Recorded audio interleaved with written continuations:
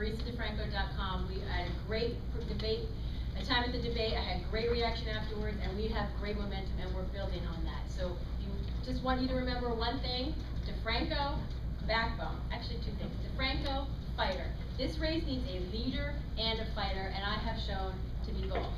And there wasn't a question on this, so I am going to close with this: foreign policy and war in Iran. I'm going on the record right now because there's been a lot of saber rattling, and when candidates say that nothing's off the table when it comes to Iran, I am calling that irresponsible. When I'm your U.S. Senator, we are not going to war with Iran. We are not putting troops into Iran, and we are not dropping nuclear bombs on Iran. Because if we do, say hello to World War III. Okay, there's a reason why Truman fired McCarthy when he wanted to invade China. And if we go after Iran, who is Iran's best friends? China and Iran. China and Russia. It's all about the oil.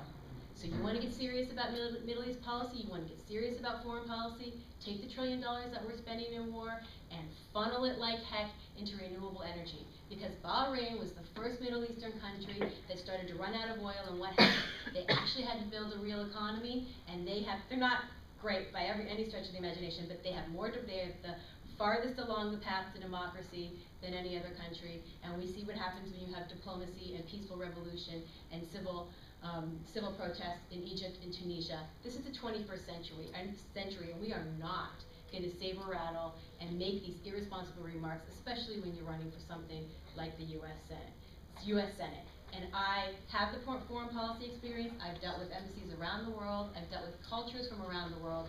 I have dealt with those political dissidents that come from the countries like Iran. And the people that live in Iran are not the regime. The people are very different from the regime. So we should not be casually talking about nothing's off the table. So I would love to go to Washington to be a U.S. Senator, to put the passion and advocacy that I have done for the last 15 years for my clients to work for the people of the Commonwealth. Thank you.